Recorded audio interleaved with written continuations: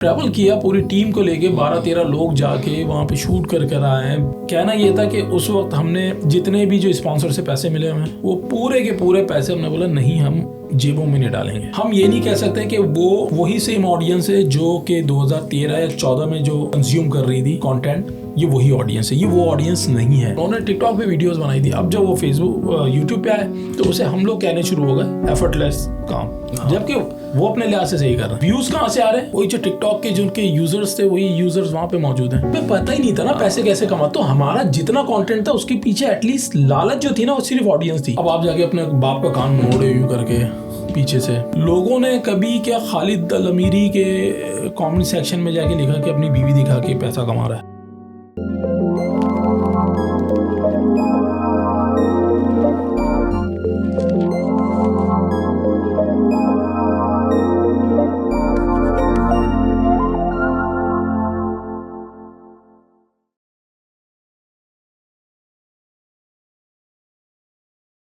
अस्सलामुअलैकुम ख़वातीन और हज़रात, आज का पॉडकास्ट बहुत ही मज़े का होने वाला है क्योंकि बाबा कंटेंट क्रिएशन मेरे पास यहाँ पर मौजूद है।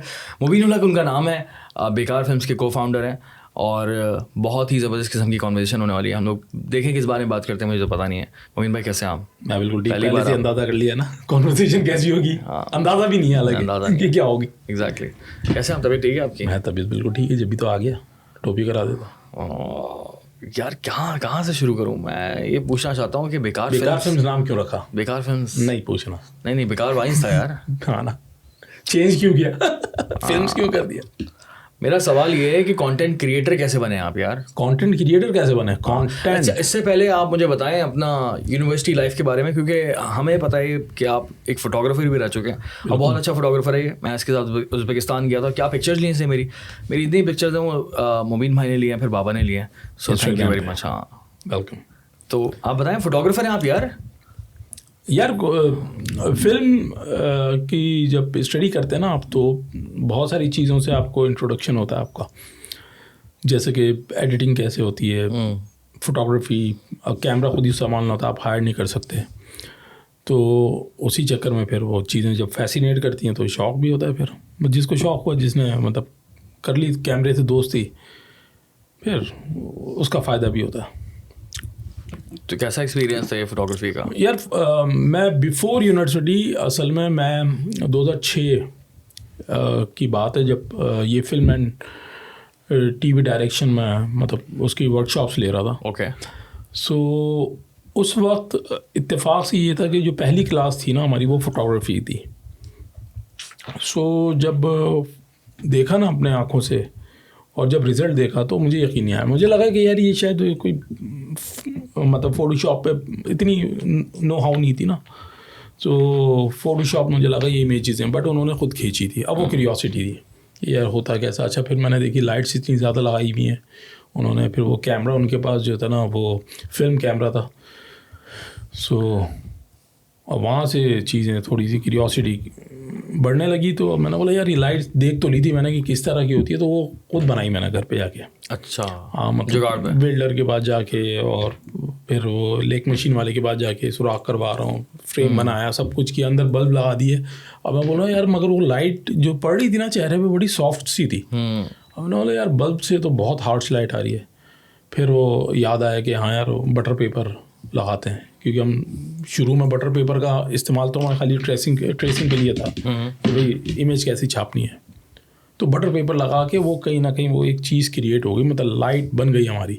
अब मैंने बोला मगर नहीं यार ये लाइट तो एक ही फोर्स के साथ आ रही है, अब इसकी इंटेंसिटी कम करने के लिए क्या करें। फिर वो एक रेगुलेटर लगा दिया था, वहाँ से मैं चेंज कर रहा था।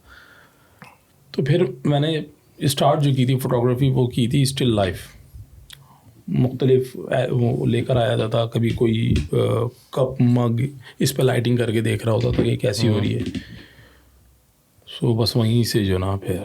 और कितना परस्यू किया तुमने इसको फोटोग्राफी? यार फोटोग्राफी शुरू में जब मैं यूनिवर्सिटी गया था तो मैं फोटोग्राफी जानता था उस वक्त, और छोटे मोटे मतलब किसी के मंगनी के इवेंट, शादी के इवेंट, शादी तो और ज़्यादा आगे के इवेंट्स हैं, मंगनी के, बर्थडे के, ये इवेंट्स कवर कर रहा होता था मैं। सो जब यूनिवर्सिटी में गया तो जाहिर सी बात है चीज़ें अब और ज़्यादा खुल के आई, सॉफ्टवेयर्स समझ आया, अच्छा ये एडिट इस तरह होगी, प्रैक्टिकल उसमें ज़्यादा आ गए थे हम लोग, मुख्तलिफ सॉफ्टवेयर से मतलब हमारा इंट्रैक्शन हुआ।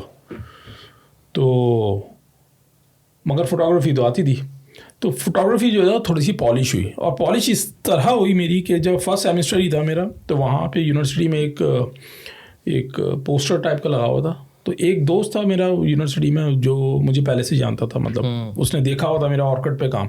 फेसबुक पे तो हम डालते नहीं थे एल्बम, ऑर्किड पे डाल देते थे। सो ऑर्किड पे उसने मेरी कुछ फ़ोटोग्राफी देखी हुई थी, तो उसने मुझे बोला यार तू भी जाके अप्लाई कर दे। अब मैं जब देखा तो पता चला हमारे कुछ सीनियर्स भी थे, वो भी पार्टिसिपेट कर रहे थे, तो मैंने भी कर लिया पार्टिसिपेट। हुआ ये कि मैं शॉर्ट लिस्ट हो गया, उसमें से 3 लोग शॉर्ट लिस्ट होने थे, मैं शॉर्ट लिस्ट हो गया था। एक इकरा का हुआ था और बाकी 2 हमारी यूनिवर्सिटी, एक सीनियर था मेरा और एक मैं हुआ था। तो खैर फिर उन्होंने अपने असाइनमेंट्स पे भेजा कि भाई ये असाइनमेंट है, ये हमारी थीम है, इस थीम पे आपने करनी है, जिसकी बेस्ट हुई वो विनर है।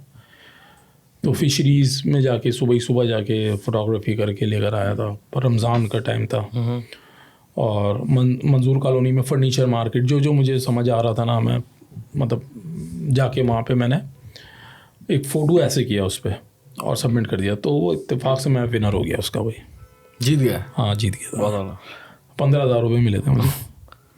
और उस वक्त मेरी सिर्फ मैं ये सोच रहा था कि यार शुक्र है अब मैं अपने सिस्टम में हार्ड ड्राइव और रैम लगा दूंगा, बड़ी वाली हार्ड ड्राइव और रैम। तो ये हमारी थॉट होती थी कि यार ये पैसे आया तो सिस्टम अपग्रेड करेंगे।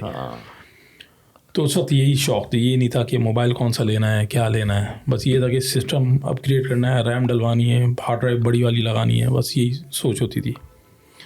सो वहाँ से बस ये सिलसिला चलना शुरू हो गया। और तकरीबन यूनिवर्सिटी में रहते हुए कोई 13 के करीब मैं कॉम्पिटिशन जीता था, जिसमें फ़िल्म का भी था, एक तुम्हारी यूनिवर्सिटी का भी था, बहरिया का। सो वहाँ पे भी मैं एक शॉर्ट फिल्म में जीता था, और फोटोग्राफी में भी मैं ही था फर्स्ट। तो दोनों पोजीशन। और वो एक पिक्चर ने तुम्हें काफ़ी जगहों पे जिताया ना? वो एक मेरी पिक्चर थी जो मंजूर कॉलोनी में मैंने ली थी। वो इत्तेफाक से वो कोई 4 या 5 कॉम्पिटिशन्स में नेशनल इंटरनेशनल वो तस्वीर विन की है। यार क्या बड़ी बात है। तो इत्तेफाक था वो एक अंकल थे लकड़ी के जो काम नहीं करते हैं, तो मैं ऐसे ही एक कारखाने में घुस गया और कैमरा वैमरा देख के, उस वक्त लोगों के जहन में ये होता था यार मीडिया है, तो चलो वो बड़ा वेलकम करते थे, चाय भी पिलाते थे।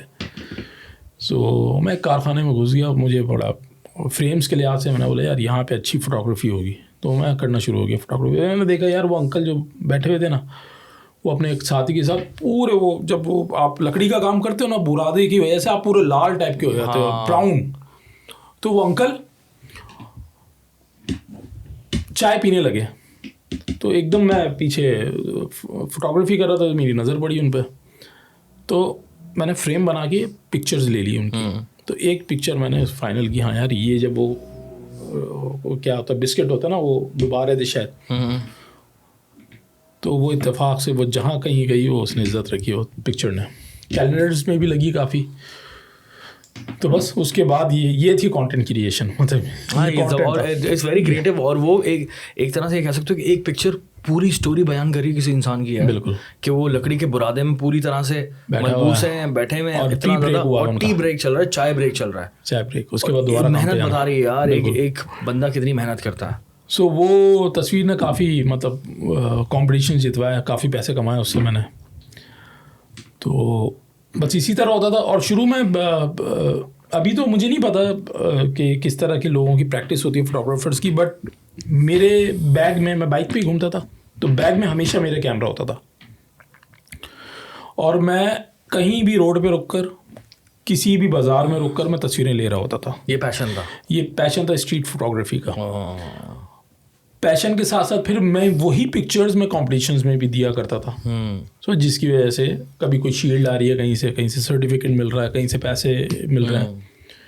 तो ये सिलसिला ऐसे ही चला, और कोई डर नहीं था कि कैमरा छीन जाएगा, क्या होगा क्या नहीं होगा, बट करते रहे, स्ट्रीट पे निकल गए। फिर उसके बाद फर्दर यूनिवर्सिटी का टाइम आ गया, फिर यूनिवर्सिटी में हम ज़रा फिल्म की तरफ ज़्यादा बिजी होगा, क्योंकि सब हमारे जो असाइनमेंट्स होते थे ना फिल्म रिलेटेड होते थे।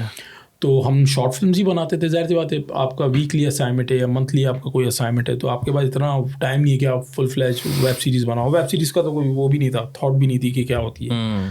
शॉर्ट फिल्म्स ही होती थी उस वक्त शॉर्ट फिल्म्स और टेलीफिल्म्स ये वाला कॉन्सेप्ट था। तो शॉर्ट फिल्म्स हम बनाने शुरू हो गए असाइनमेंट्स के साथ, तो उसमें बड़ा मज़ा आने लगा। तो इत्तेफाक से वही शॉर्ट फिल्म हम कॉम्पिटिशन में भी दे देते थे, तो वहाँ से भी कभी कभार कुछ प्राइज़ मिल जाता था।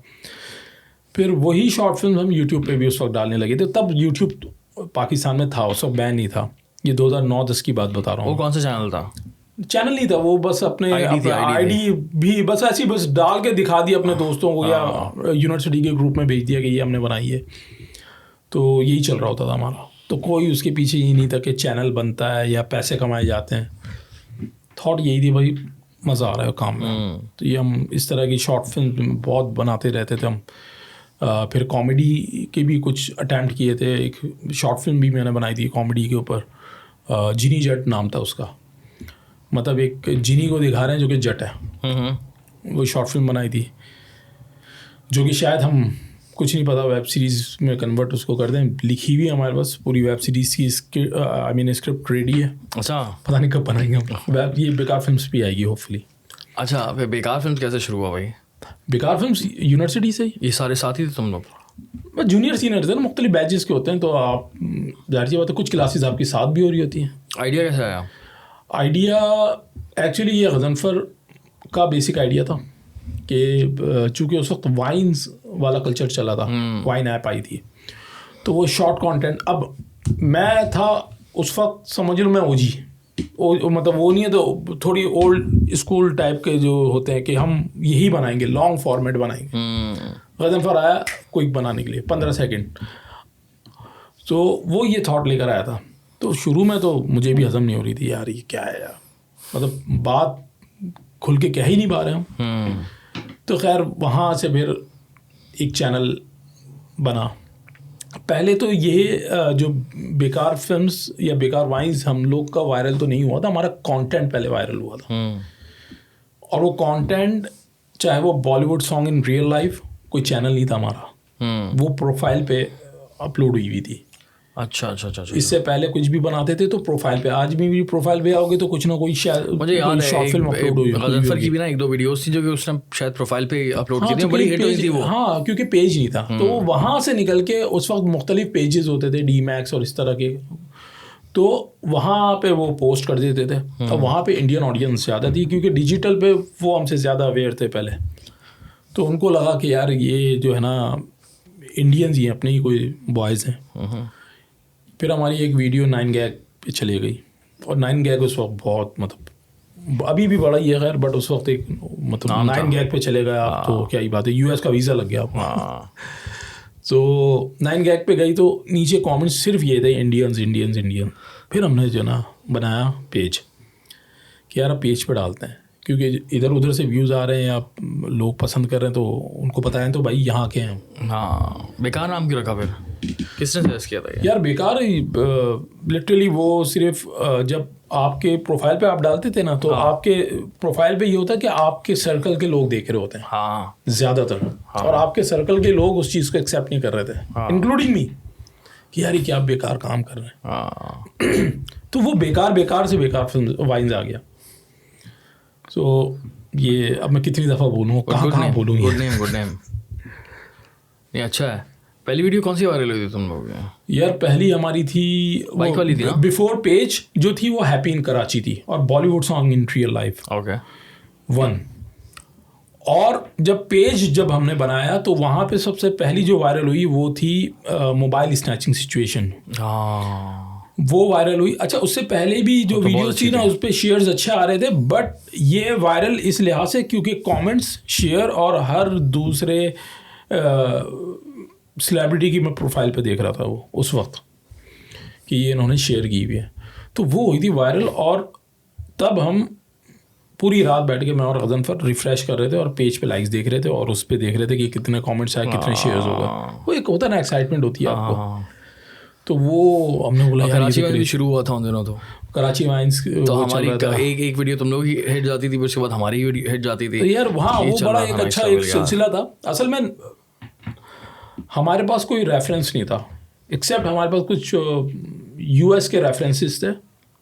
अब तुम लोगों को नहीं पता तुम लोगों के पास किसके रेफरेंस थे, हमारे पास की एन पीएल थे। हमारे पास कोई रेफरेंस नहीं था। हाँ। हम लोग खुद ही ना जो भी रियल लाइफ सिचुएशन होती थी ना, बस उसके बारे वो दिमाग में पूरा दिन चल रहा होता था कि यार अम्मी क्या करती हैं, बहन क्या करती है, आप जो है गर्लफ्रेंड बॉयफ्रेंड्स हैं उनमें क्या सिचुएशन होती है, कि रिलेशनशिप में क्या सिचुएशन होती है, दोस्तियों में क्या होता है, ठीक है।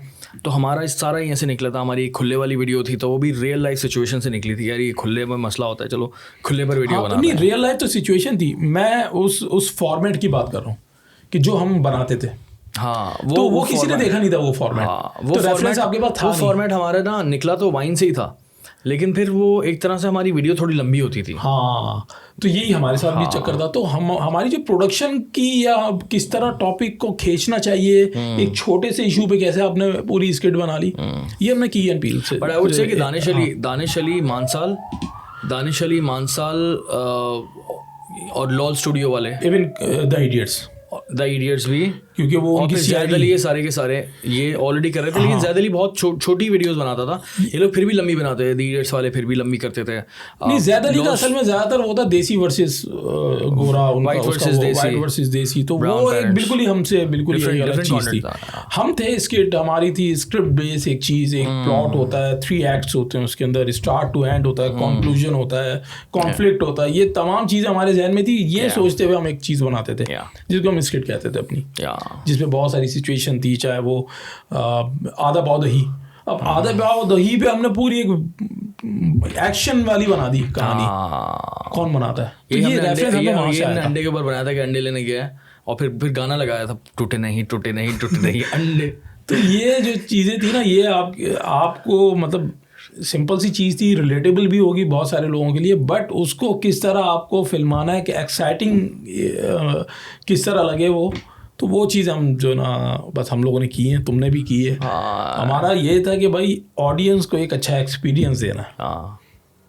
तो हमारी शुरू से कोशिश यही थी, अभी भी कोशिश यही है हमारे कि भाई ऑडियंस को एक एक्सपीरियंस अच्छा हो। कोविड का टाइम चल रहा है, कर्फ्यू लगा हुआ है, कर्फ्यू लग रहा था मतलब टर्की में सैटरडे संडे।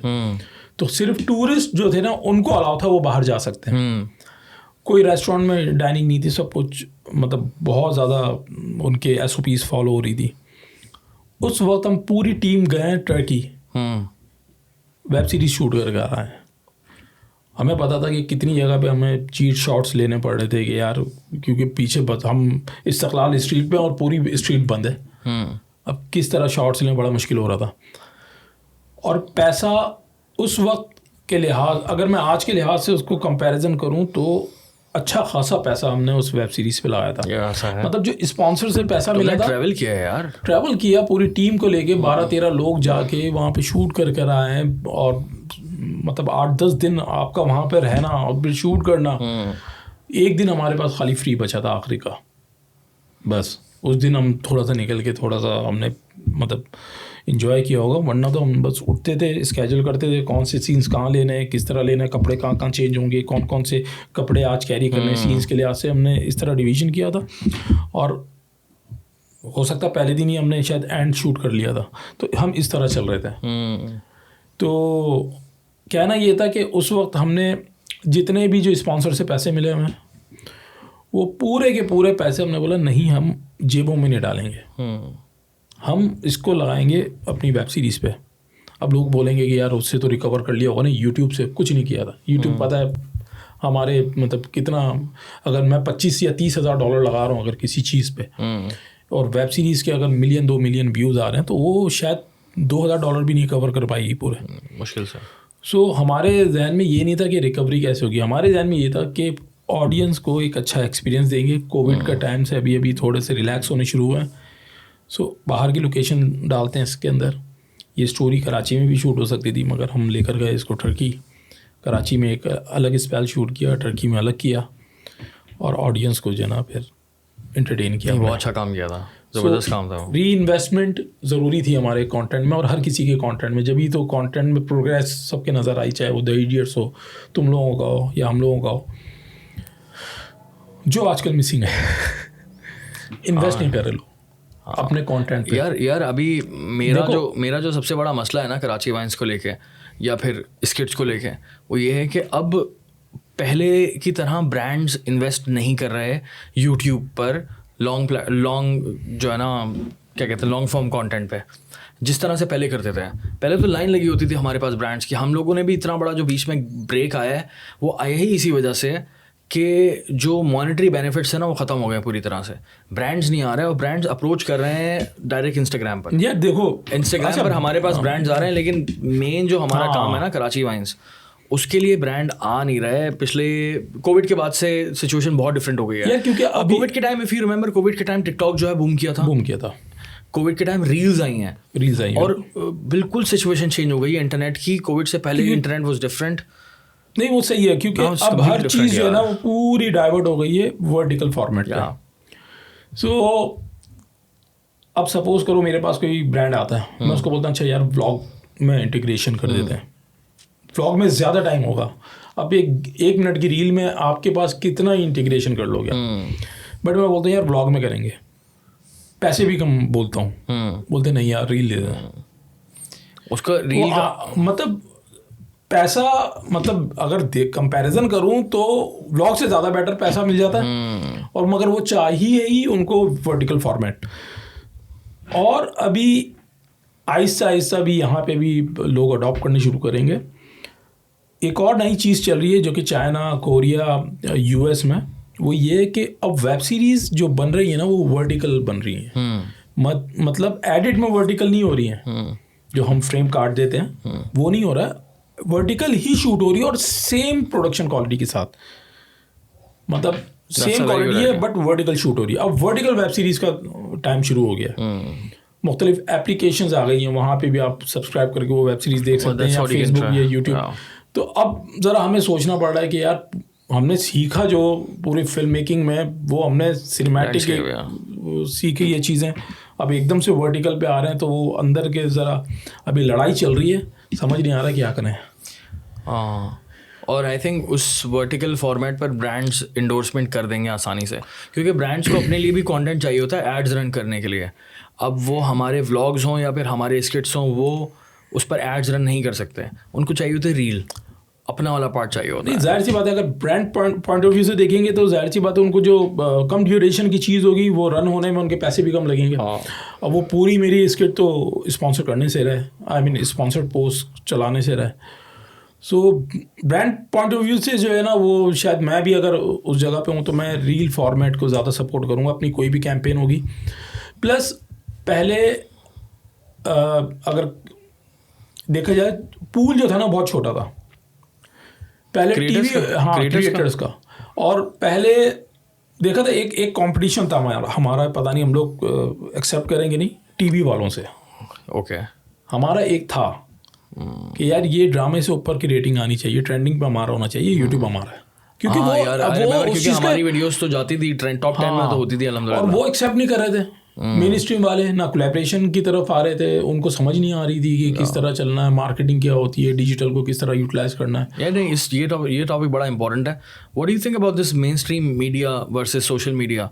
जो गैप है वो कितना बड़ा गैप है यार? यार ये गैप जो था वो इंडिया में नहीं है। हाँ, इंडिया ने उसको फिल उसी वक्त कर दिया था। AIB के साथ जो कोलैबोरेशन हुई थी, इरफान खान की आ रही है, फिर करण जौहर कोलैबोरेशन कर रहा है। बट पाकिस्तान में ऐसा नहीं हो रहा था। गैप स्टिल है पाकिस्तान में, मगर अब क्या है कि वही जो एक्टर्स थे वो खुद उनके सोशल हैंडल्स हैं, इंस्टाग्राम पे वही अवेलेबल हैं, वो बहुत सारों के यूट्यूब चैनल्स भी हैं। तो बजाय के कोलैबोरेशन करके एक इंडस्ट्री को बूस्ट करते आप खुद आके वहीं पे खड़े हो गए, हमारे साथ ही खड़े हैं। अब वो हमारे साथ मतलब कोलैबोरेशन तो समझ ही नहीं आ रहा कि क्या है। बट इंडिया में ऐसा हुआ, इंडिया में जो है ना कोलैबोरेशंस हुई। इवन शाहरुख खान जो है ना देखो आके भुवन के साथ बैठा हुआ है और पॉडकास्ट किया है AIB के साथ अपने घर पे बुला के। जो पॉडकास्ट था और कितना कैजुअल था, मतलब लग ही नहीं रहा था वो यारी दोस्ती वाला कोई उसमें, मतलब शाहरुख खान की मतलब गर्दन में जो ना लोहा नहीं है। और ये भी 7-8 साल पुरानी बात है, बहुत पुरानी बात है ये, AIB के बंद होने से पुरानी बात है। तो यहाँ वालों को थोड़ा सीखना चाहिए मेरे ख्याल से। मैंने देखा कि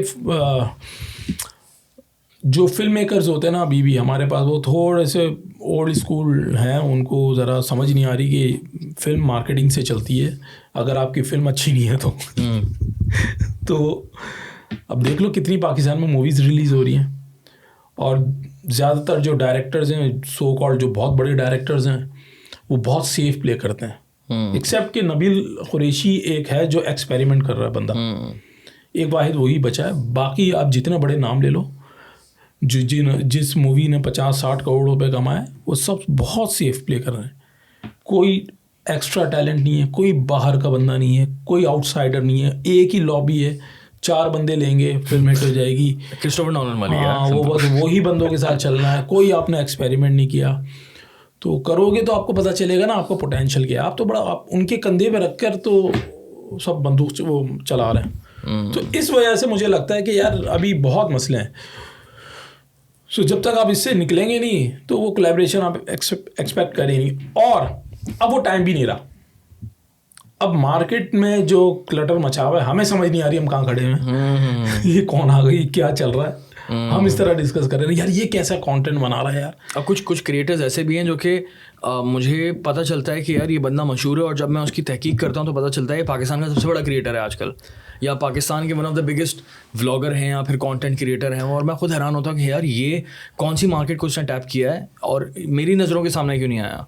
उसकी वजह बहुत लोग आ रहे हैं। हाँ, नए लोग बहुत हैं, प्लस जिस तरह का कंटेंट अभी कंज्यूम हो रहा है ना, हम ये नहीं कह सकते कि वो वही सेम ऑडियंस है जो कि 2013 या 14 में जो कंज्यूम कर रही थी कंटेंट, ये वही ऑडियंस है। ये वो ऑडियंस नहीं है, ये वो ऑडियंस नहीं है। ये ऑडियंस कहाँ से आ गई है एकदम से, इतने व्यूज़ कहाँ से आने शुरू हो गए। पहले तो मेरे ख्याल से 40-50 हज़ार व्यूज़ अगर किसी के पास आ जाए, या पेज पे 50,000 लाइक्स हैं, तो वो सेलिब्रिटी समझता था अपने आप को। ये एकदम से मिलियंस ऑफ व्यूज़ कहाँ से आने शुरू हो गए। ये आए हैं माइग्रेशन से। जब आपके 2019-20 में जब टिकटॉक जब मासेस में फेमस हुआ, मोबाइल चीप हुए, आपके हर किसी के एक्सेस में डिजिटल वर्ल्ड आया, इंटरनेट बढ़ना शुरू हुआ, आपका सस्ता होना शुरू हो गया इंटरनेट। तो उसके बाद लोगों को जाहिर सी बात है बहुत सारे मोबाइल्स में इनबिल्ड आती हैं ये चीज़ें। फेसबुक हो गया, टिकटॉक हो गया, स्पेशली चाइनीज़ फ़ोन्स में आपको टिकटॉक मिलेगा। तो जब लोगों ने वो एक्सेस किया तो उनको बड़ा इजी लगा उस पर जो ना, मतलब वीडियोस देखना और ये तमाम चीज़ें एंजॉय करना, या वीडियो पोस्ट करना बहुत इजी कर दिया था। सबसे इम्पोर्टेंट चीज़ पोस्ट करना भी है। यूट्यूब ने तो बहुत मुश्किल किया हुआ है, प्रॉपर आपको प्रो होना चाहिए अपलोड करने के लिए। अब यही चीज़ देखो ना कि अगर यूट्यूब पे अगर उनको कराची वाइन्स की वीडियो देखनी है तो पहले यूट्यूब खोलेंगे, सर्च में जाके लिखेंगे कराची वाइन्स, वो वीडियो आएगी, फिर उस पर जाके क्लिक करके वीडियो देखेंगे। तो एक मेहनत है जो पहले लोगों में थी। अब जो नई ऑडियंस आई है, जो हम कहते हैं यार इतने व्यूज़ कहाँ से आ रहे हैं, बस असल में 2019 के बाद आपके पास डिजिटल पे ट्रैफिक बहुत आया, यूज़र्स आपके बढ़े हैं, इंटरनेट यूज़र्स। और उसकी कोई बहुत बड़ी वजह मार्केट में फ़ोन्स जो चीप आए, विच इज़ गुड, कि अब एटलीस्ट हर लोग जो है ना, हर तरह के लोग अवेयरनेस है डिजिटल के बारे में, क्या चल रहा है। तो 2019-20 उसके बाद फिर टिकटॉक एकदम से बैन होने के बाद फिर वो क्या करें, उनको तो आदत लगी हुई थी। तो इसी तरह जब उनको फिर उन्होंने यूट्यूब डिस्कवर किया, वही ऑडियंस ने इंस्टाग्राम डिस्कवर किया, फेसबुक डिस्कवर किया, और जो टिकटॉक पे जो क्रिएटर्स थे वही क्रिएटर्स जब यूट्यूब पे आए तो जाहिर सी बात है उनके साथ वो ऑडियंस भी आई। जब वो ऑडियंस आई तो वो ऑडियंस का टेस्ट डिफरेंट था। उनका टेस्ट बट जो था ना, वो टिकटॉक के लिहाज से डेवलप हुआ था। हम बनाते थे टिपिकल यूट्यूब के लिहाज से वीडियोस, हम बनाते थे फेसबुक के लिहाज से वीडियोस। तो जब नई ऑडियंस आई तो वो अपने साथ अपना जायका भी लेकर आई। तो इसी वजह से हमारे जो व्यूअर्स थे उनको वो चीज़ क्रिंज लगती है कि यार ये क्या क्रिंज हो रहा है। बट वहाँ से जो ऑडियंस आई उनको आदत यही चीज़ की थी, क्योंकि फर्स्ट इंप्रेशन उनका यही था डिजिटल वर्ल्ड के बारे में या कंटेंट क्रिएशन। तो वही कंटेंट आप देख रहे हो जो हम कह रहे हैं यार ये क्या चल रहा है। तो वो वही चल रहा है। असल में हम तमाम लोग जो है ना, हर प्लेटफॉर्म को ट्रीट जो करते हैं ना, वो डिफरेंट तरीके से करते हैं। जैसा कि अगर इंस्टाग्राम पे मुझे कोई चीज़ पोस्ट करनी है तो मैं इंस्टाग्राम के लिहाज से सोचूंगा या कितनी कोई होनी चाहिए। यही चीज़ जब मैं यूट्यूब के लिहाज से सोचता हूँ तो मैं सोचता हूँ कि यार एटलीस्ट इतने मिनट का कंटेंट हो, उसमें ये चीज़ें हों। फिर मैं जब फेसबुक के लिहाज से सोचता हूँ तो मैं बोलता हूँ नहीं यार, इसके 8 मिनट का कंटेंट डालना फजूल है, एक काम करता हूँ इसके जो ना स्निपेट्स निकाल के मैं पोस्ट करता हूँ। तो हर प्लेटफॉर्म को आप डिफरेंट तरीके से ट्रीट करते हो। ये तब आपको पता होता है जब आप थोड़ा सा पीछे से पढ़कर आते हो चीज़ें, और एक्सपीरियंस, जब मार्केट में रहते हो तो एक्सपीरियंस भी होता है आपको। बट जाहिर सी बात है, जो टिकटॉक वाली जो मैं कह रहा हूँ ऑडियंस जो गई, उनको इस चीज़ से कोई सरोकार नहीं था कि क्या कैसा होता है, क्या होता है, टेक्निकल चीज़ों में भी नहीं पढ़ना था। और फिर वहाँ से जो क्रिएटर आए वो भी बिल्कुल, उनको भी नहीं पता था कि क्या होती है, मतलब टेक्निकल चीज़ें क्या क्या चीज़ें होती हैं, फ्रेम किस तरह होना चाहिए, लाइटिंग किस तरह होनी चाहिए, उनको पढ़ना ही नहीं था उस मामले में। उन्होंने टिकटॉक पे वीडियोस बनाई थी। अब जब वो फेसबुक यूट्यूब पे आए तो उसे हम लोग कहने शुरू हो गए एफर्टलेस काम, कि बिल्कुल ही यूजलेस या इस तरह की ब्लॉग्स हैं, जबकि वो अपने लिहाज से सही कर रहे हैं। हाँ बिल्कुल ऐसे है। और वो जो कंटेंट के अंदर डाल रहे हैं वही तो टिकटॉक पे भी चल रहा था, वो चीज़ वहाँ पे भी चलनी शुरू हो गई। व्यूज़ कहाँ से आ रहे हैं? वही जो टिकटॉक के जो उनके यूज़र्स थे वही यूज़र्स वहाँ पे मौजूद हैं। तो वो अपनी ऑडियंस लेकर आए हैं तमाम लोग। हमारी ऑडियंस वहीं की वहीं है। वो उल्टा वो रोज़ करती है भाई कम बैक दे दो, कम बैक दे दो। कम बैक ही नहीं हो रहा। तो ऑडियंस हमारी, लोग अक्सर कहते हैं ना हमने कभी नहीं देखा यार वो कंटेंट, इसी वजह से क्योंकि भाई उन्होंने हमारा कंटेंट कभी नहीं देखा होगा वो ऑडियंस ने। तो ऑडियंस बड़ा फ़र्क आया है, और उसका एक रीजनल वजह भी होती है बहुत ज़्यादा। रीजनल कैसे? स्टेट टू स्टेट भी डिपेंड करता है टेस्ट। तो वहाँ पे हमने देखा थोड़ा सा पंजाब में साइड पे जो ना कंटेंट को लेके या एंटरटेनमेंट को लेके थोड़े ब्रॉड माइंडेड लोग हैं। यहाँ पे थोड़ा कंजर्वेटिव आ जाते हैं, या चीज़ों में हम डूज एंड डोंट्स देखते हैं। हम देखते हैं यार लैंग्वेज बैरियर, पॉलिटिकली करेक्ट होना, ये चीज़ नहीं जानी चाहिए। वहाँ पे ऐसा है नहीं यूजुअली। बट वो खरबूजे को देख के थोड़ा बहुत खरबूजा भी रंग पकड़ता। अब हमारे भी काफ़ी सारे यहाँ पे क्रिएटर्स हैं जो उनको लग रहा है कि यार उनके व्यूज़ कैसे आ रहे हैं, तो हम भी जो है ना थोड़े बहुत यहाँ पे वैसी हरकतें करना शुरू करते हैं।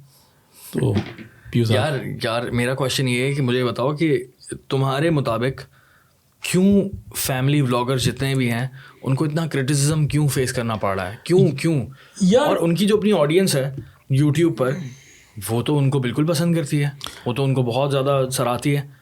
तो क्रिटिसिज्म क्या, बहुत क्रिटिसिज्म होता है यार। वो क्रिटिसिज्म वही लोग ज़्यादातर कर रहे हैं जिन्होंने कंटेंट शायद हम लोगों जैसे कंटेंट्स देखें। ओके। तो जब वो चीज़ देखते हैं तो उनको वो डाइजेस्ट नहीं होती है। क्योंकि उनको लगता है कि यार ये तो इसमें उनको आदत थी एक स्क्रिप्टेड चीज़ देखने की। उनको आदत थी यार हाँ इसमें इम्पैक्ट क्या पड़ रहा है, मैसेज क्या है।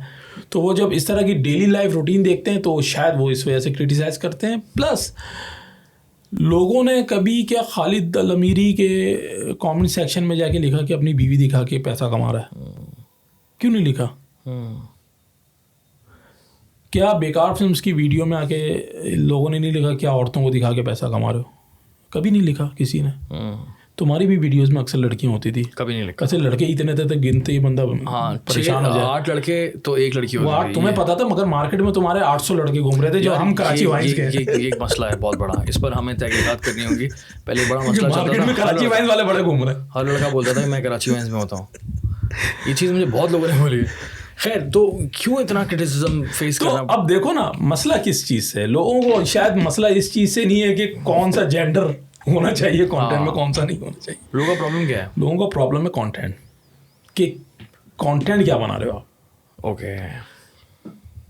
बहुत सारी जगह पे कंटेंट प्रॉब्लमेटिक लगा है हमारी सोसाइटी को देखते हुए। शायद ये कंटेंट दूसरी जगह पे होता तो आप एक्सेप्ट कर सकते थे। तो वो मुझे कहीं ना कहीं लगा कि शायद कंटेंट थोड़ा सा इनका प्रॉब्लमेटिक है। जो लोगों को लग रहा है कि यार ये अब हमारी औलाद सीखेगी, तो अब हमारी वीडियोस में कोई गाली हो नहीं सकती, भाई हमारी वीडियोस में कभी किसी ने आके, किसी पेरेंट्स ने आके हमें नहीं कहा कि यार आपकी वीडियो देख के बच्चा बिगड़ रहा, कभी नहीं, बल्कि वो ये कहते उल्टा थे तारीफ होती है। हाँ कि भाई आप अच्छा काम कर रहे हैं, खैर अपने मुंह में ये मिट्टू है, खैर बट है तो है। नो लेकिन मैं भी बड़ा खुल के बोलूँगा, और ये मेरे साथ कुछ टाइम पहले हुआ था कि मैं अपनी बहन को पिक करने गया था उसके स्कूल, तो उसके स्कूल से एक आंटी आई और उन्होंने कहा कि जो है ना मेरी बेटियाँ यहाँ पढ़ती हैं और मेरी बेटियाँ आपका ही कंटेंट देखती हैं, और इट इज़ अमेजिंग बिकॉज आपके कंटेंट में कोई भी उल्टी सीधी बात नहीं होती, कोई जूम आईने बात नहीं होती, गाली तो दूर की बात है, कोई गंदा मजाक भी नहीं करते आप लोग। सो वो चीज़ ना मुझे उस वक्त बहुत प्राउड फील हुआ था यार। अभी मैं एक फेस्टिवल में था, फूड फेस्टिवल जो था, जितने लोग मिले ना, जितने लड़के या बच्चे कहूँ मैं, सब कह रहे हैं यार बचपन में देखते थे आप बचपन। हाँ ये हर किसी ने बोला यार आप लोगों ने हमारा बचपन बहुत अच्छा बनाया रिसेंटली है, आपने हमें मतलब अच्छी वो, मैं बोल रहा हूँ यार स्कूल यूनिवर्सिटीज गई भाड़ में, लोग हम पर ही सब एक्सपेक्टेशन रखते हैं कि हम नर्चर कर रहे हैं बच्चों, हमारा भी बचपन चल रहा है अभी तो भाई हम ही नर्चर कर रहे हैं हर बच्चों की। तो वो जो बात चल रही थी ना कि यार लोगों को हमारा कंटेंट वैसा प्रॉब्लमेटिक नहीं लगा, जिन्होंने क्रिटिसाइज किया वो शायद हमारे एक्टिंग पे कर रहे होंगे, या ऐसे कैसे हो सकता है, ये है तो ये उठा देते, चप्पल तो वहाँ नज़र आ रही थी तो वहाँ पे क्या उड़ता हुआ आया, लोग इस तरह के कंपैरिजन या कमेंट करते होंगे। बट कभी किसी ने ये नहीं बोला यार हमारे ख़ानदान बिगड़ रहा है, या बच्चों में आपने ये गाली बक दी है, ये वर्ड बोल रहे हैं, अब हमारा बच्चा ये वर्ड बोल रहा है। हाँ अब आप वीडियो के अंदर सही है, आप या तेरे अब्बा के साथ क्या रिश्ता है मुझे नहीं मालूम, अल्हम्दुलिल्लाह या वेरी फ्रेंडली। तो क्या पॉडकास्ट में आके अब्बा के गले हाथ डाल के बैठ के मतलब तुम स्क्रीन पे दिखाओगे? वो तुम्हारा एक पर्सनल है, एक प्राइवेट मैटर है। अब आप जाके अपने बाप का कान मोड़ यूं करके पीछे से, सही है आपका मोहब्बत है आपके बाप के साथ, सही है, बट वो कैमरे वाली मोहब्बत नहीं होनी चाहिए ना, वो पब्लिक में दिखाने की चीज़ थोड़ी है, वो आपके पर्सनल एक चीज़ चल रही है। अब सोचो कल को मेरा बच्चा वो देखे और मैं बैठा हूँ और वो पीछे जाके मेरा कान मोड़ दे, उसको लगेगा यार ऐसी होना चाहिए, यही होती है मोहब्बत शायद। तो कुछ चीज़ों पे इनको थोड़ा सा अपने आप को रिव्यू करने की ज़रूरत है मेरे ख्याल से, चूँकि उनको लग रहा है कि यार व्यूज़ बहुत ज़्यादा है, एप्रिसिएशन बहुत ज़्यादा है, उससे फ़र्क नहीं पड़ता। यार मेरा पॉइंट ये है कि तो do you think people are right? क्योंकि देखो जेन्युइन बात बोल रहा हूँ खुल के, मैंने इस तरह की ना अब लिटरली फेसबुक पर और सोशल मीडिया पे कैंपेन्स चल रही होती हैं इनके ख़िलाफ़, और मैं इसके ख़िलाफ़ हूँ, मतलब इतनी वायलेशन नहीं होनी चाहिए और इतनी गालम गलोच नहीं होनी चाहिए और इतनी हेट नहीं देनी चाहिए, but I have no other मतलब पॉइंट ऑफ व्यू मेरा ये नहीं है कि होना क्या चाहिए इसका, क्योंकि दूसरी तरफ हम देखते हैं तो उसमें जो है ना एक चीज़ को बहुत ज़्यादा ग्लोरीफाई किया जा रहा है कि यार यही काम है कंटेंट, यही एक्चुअल कंटेंट क्रिएशन है, क्योंकि पैसे इस तरह कमाए जाते हैं। और हमें पता है ये चीज़ कि हम जब स्किट्स बना रहे हैं तो हमें पता है कि हमारे पास स्किट्स पे वो व्यूज़ नहीं आएंगे, ना आ रहे हैं। फ़र्क है ना कि देखो फ़र्क ये है कि हमारे पीछे इनिशियली जो स्टार्ट हुआ था उसके पीछे बेनिफिट जो था ना वो पैसे कभी नहीं था, never. क्योंकि था ही नहीं। हम तो काम अपने दूसरे कर रहे थे और यहाँ पे आके हम सैटरडे संडे को प्रोडक्शन करते थे और ये नहीं था पैसे भी कमाए जाते हैं, तो ये तो हमें पता ही नहीं था ना पैसे कैसे कमा। तो हमारा जितना कंटेंट था उसके पीछे एटलीस्ट लालच जो थी ना वो सिर्फ ऑडियंस थी कि यार आवाम देख रही है, हम ये पोस्ट करेंगे। सो ये चीज़ें बाद में आनी शुरू हुई है, तो ये पहले समझना चाहिए लोगों को कि यार देखो हमारे पीछे चूँकि हमारा कोई बेनिफिट नहीं था इस तरह के, तो हम बड़ा कंटेंट को अपना पहले से ही फिल्टर करते थे। याद है हमारी जो थी ना, जो सबसे वायरल जो वीडियो थी हमारी, वो थी मोबाइल स्नैचिंग सिचुएशन। उसके अंदर दोस्त ने मतलब डायलॉग मारा था, अबे तेरी फट गई। तो किसी ने कमेंट लिया ये क्या लैंग्वेज यूज़ कर रहे हैं। अब वो ऑडियंस भी वैसी ही थी जो फौरन आपको बोलती थी कि भाई, क्योंकि वो भी पढ़े लिखे लोग हैं, उनको पता है।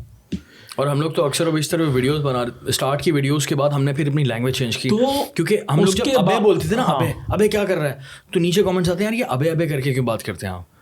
मैंने बोला अच्छा इसको भी फिल्टर करना पड़ेगा, क्योंकि नॉर्मल लाइफ में तो हम अबे करके बोल रहे होते। तो कहने का मकसद ये है कि नॉर्मल लाइफ में जो भी हम स्लैंग इस्तेमाल कर रहे हैं ना, हम बहुत केयरफुली ना स्क्रिप्ट लिखते थे अपना। एग्जैक्टली। तो क्योंकि स्क्रीन पे क्या दिखाना है वो हमारे हाथ में था कि कितना दिखाना। अग्रीड। पता है कि हाँ कराची में ये मसले हैं, हम सब तमाम लोगों को गालियाँ आती हैं, बट क्या वो स्क्रीन पे दिखा सकते हैं? नहीं। तो वो हम लोगों ने खुद से अपना एक सेंसर बोर्ड बनाया हुआ था, हम खुद सेंसर करते थे, तो वो वर्ड मैं बता रहा हूँ उसके बाद हमने कभी यूज़ नहीं किया। Good point.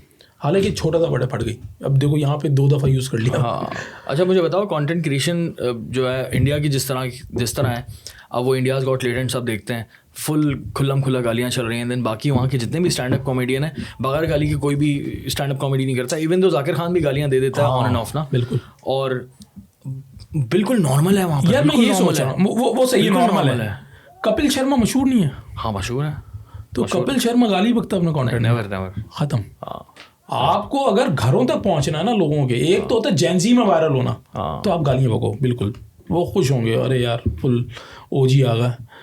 बट अगर आपने मासेस में आपने फैलना है तो फिर आपको घरों पे जाना है। आप चाह रहे हो कि भाई जब स्क्रीन टीवी LCD लगी हो उस पर आपका कंटेंट चले, आपका ड्रामा चले, आपकी फिल्म चले, तो आपको बहुत ज़्यादा मतलब अपना जो कंटेंट है ना उसको फिल्टर करना पड़ेगा कि वो ये भी देख ले, ये भी देख ले, ये ना हो कि पूरी फैमिली देख रही है बट अलग अलग बैठ के। तो एक साथ बैठ के थिंक अबाउट गालियां जो गालियां के यार जावेद अख्तर ने बड़ी अच्छी बात बोली थी और बड़ी ज़बरदस्त बात थी गालियों के हवाले से कि यार कॉमेडी के अंदर जो आजकल गालियां बहुत ज़्यादा आ रही हैं, उसने ये बोला कि अक्सर जो बाहर की कंट्रीज़ है ना उनके खाने बड़े ब्लैंड होते हैं। उसने बहुत सारी कंट्रीज़ की मिसाल दी थी, तो बोलते वो बड़े ब्लैंड खाने होते हैं, इस वजह से वो खानों के साथ अपनी एक मिर्च दे देते हैं कि वो आप मिर्च खा लो तो ताकि आपको थोड़ा सा टेस्ट आए। तो इसी तरह जब आपकी गुफ्तगू या कॉन्वर्सेशन में बहुत ज़्यादा ब्लैंड हो कॉन्वर्सेशन, तो फिर आप उसमें मिर्ची डाल देते हो जिसका नाम है गाली। तो जब आपकी कॉमेडी बिल्कुल ब्लैंड हो तो आप उसमें गाली का तड़का लगा देते हो जबरदस्ती। आपने 6 के 2 वर्ड बोल दिए, ऑडियंस हंस रही है। हाँ मतलब यार कॉमेडी मतलब क्या चीज़, हंस रहे हैं सिर्फ गाली के रिएक्शन पे, गाली किस तरह बगी उस पर हंस रहे हैं। बाकी तो अगर गालियाँ निकाल दो तो कंटेंट बचेगा ही नहीं। 15 मिनट का कंटेंट क्या देखोगे, चाहे वो जितने भी एपिसोड देख लो, तो ऑडियंस पसंद कर रही है, इसका मतलब ये नहीं है कि चीज़ें मतलब बहुत अच्छी चल रही हैं। भाई चंगेज़ खान की भी बहुत बड़ी फौज थी, तो जो किया वो अच्छा किया, नहीं किया ना अच्छा, जो किया जो कत्ल गारतगिरी हुई है, तो ज़रूरी नहीं है कि आपको 1000 लोग पसंद कर रहे हैं तो आप अच्छा चल रहे हो, ज़रूरी नहीं होता। अच्छा पॉइंट है, मतलब ये कि कंटेंट के अंदर गालियों से परहेज़ करना चाहिए, उसके बगैर आप कंटेंट बनाएं नहीं, गाली के बगैर बना के दिखाओ। हाँ ये नहीं है कि ज़ाहिर सी बात है, देखो इंटरनेट की यही खूबसूरती है कि हर कोई आज़ाद है, तो वो मैं डिक्टेट नहीं करना चाहूँगा किसी को। अगर सही है आपका कंटेंट है आप बनाओ, हम भी देखते हैं, एंजॉय करते हैं, मगर वही बात है ना कि हम एंजॉय कर रहे हैं, मैं अपने बच्चे को नहीं दिखा सकता हूँ। मैं नहीं चाहता कि वो एंजॉय करे ये चीज़ देख के, क्योंकि अगर एंजॉय करेगा इसका मतलब उसको समझ आ रही है सब चीज़ें, और फिर वो अलार्मिंग है। तो बहुत ये जो है ना, आप डिक्टेशन नहीं दे सकता हूँ मैं इनको, बट एक दफ़ा विदाउट गालियों के बना के दिखाओ और हंसा के दिखाओ, जो कपिल शर्मा भी कर रहा है, जो उमर शरीफ करते हुए हैं, मोइन अख्तर जो करते हैं, उनके जो आप लूज टॉक देखो वो सीरियस कॉन्वर्सेशन हो रही होती है, मगर आप हंस रहे होते हो। ये बड़ा फ़र्क है। सही बात है, इसमें कोई शक नहीं है। भाई बेकार फिल्म्स को लेके प्लान क्या है आपका? बेकार फिल्म्स अभी काफ़ी कंसिस्टेंट हो गए भाई हम लोग। हाँ, हमारी कब आई वीडियो? कल एक वीडियो डली है बेकार फिल्म्स पे यूट्यूब पे, मतलब माशाल्लाह लैंडी वीडियो जो बनाते हैं ना वो हम बनाने लगे हैं, तो हर हफ्ते डाल रहे हैं वहाँ पे। अभी आज फेसबुक चैलेंज क्या आ रहा है सबसे बड़ा? यार चैलेंज सबसे मेन तो चीज़ ये कि मैं यहाँ पे बैठा हूँ, वो वहाँ पे चले गए वॉइस, और जाहिर सी बात है जब हम साथ होते थे ना तो हमें पता है ये ग्लास के ऊपर भी कैसे कॉमेडी करनी है या क्या स्किट बनानी है इसके इर्द गिर्द, तो ब्रेन स्टॉर्मिंग से बड़ा फ़र्क पड़ता है। तो वहाँ पर जाहिर सी बात है जब कोई बंदा मूव होता है तो वहाँ पे एडजस्ट होने के लिए भी बड़ा टाइम लगता है, और हम यहाँ पे बैठ के तो मैं जज नहीं कर सकता ना कि यार वहाँ पे हो सुकून में हो बना लेते हैं, 10 मसले वहाँ पे भी चल रहे होंगे। सो वो जो टाइम है ना, वो टाइम थोड़ा सा भी कम है जो कंटेंट क्रिएशन की तरफ। रील्स बन जाती हैं, रील्स बनने में कोई टाइम नहीं लगता, हमारी स्क्रिप्ट बनने में 3-4 दिन लग जाते थे और एडिट होने में भी 3-4 दिन लगते थे। सोच रहे कभी एडिट चेंज कर दिया, सीन्स चेंज कर दिए, दोबारा रीशूट कर लिया, इस तरह हम लोग कर रहे होते थे। तो वो चीज़ के लिए टाइम दरकार है और टाइम अभी थोड़ा सा कम है, बट प्लानिंग कर रहे हैं, अभी कंसिस्टेंट होने शुरू हैं। सो इंशाल्लाह ताला हर वीकली थोड़े हम डालेंगे। अब व्यूज़ की नहीं टेंशन है, हमें ये नहीं टेंशन है कि भाई पैसे यूट्यूब से आ रहे हैं कि नहीं आ रहे ना, अभी इतने सालों से हम नहीं काम कर रहे हैं, बट अल्हम्दुलिल्लाह सब सेट है। तो इसका मतलब है अब पैसा तो लालच नहीं है कि इतने व्यूज़ आएंगे और फिर मैं भी जो ना एक फॉर्च्यूनर को नंगा करूँगा, आई मीन कपड़े उतारूँगा, वही चल रहा। तो वो तमाम चीज़ें अचीव कर चुके हम। तो अब ये है कि पेज को ज़िंदा रखना है, और वो जो ऑडियंस जो वो याद कर रही थी ना, अब वो उनको थोड़ा आहिस्ता आहिस्ता हम प्रोवाइड करेंगे। ये दरख्वास्त तुम लोगों से भी है। हाँ, आई थिंक हम लोग को भी ये करना चाहिए यार, क्योंकि देखो द इडियट्स वो भी कर लेते हैं कहीं ना कहीं, उनके साथ भी यही मसला आ रहा है। और सबसे फैक्टर यार 10-12 साल से यही काम कर रहे हैं हम लोग, 10-12 साल से। थोड़ा सा तो मतलब आराम करने दो ना। मतलब मुझे तो याद भी नहीं होती कि कितनी वीडियोस बनाई हमने। I think more than 700 to 800। हाँ, बहुत वीडियोस बनाई हैं, और कितने सारी हमारी कराची वाइन्स की काफ़ी सारी वीडियोस ऐसी भी हैं जो कि हमने शूट किया और उसके बाद एडिट और अपलोड ही नहीं की। वो तो तुम लोग की ज़्यादा आधे से ज़्यादा वैसी होंगी, ऐसी थी बैठे हुए शूट नहीं कर रहे। नहीं, शूट कर ली वीडियो, एडिट भी कर ली, और फिर नहीं यार ये अच्छा कंटेंट नहीं था, चलो यार शेल्फ कर देते हैं। ये भी बहुत बार हुआ हमारे साथ। अच्छा, हमारे साथ कभी कभार ऐसा होता था कि एक वीडियो थी हम लोगों ने शूट की और आधी शूट की, मतलब गर्मियों में शूट की, सर्दियों में शूट की।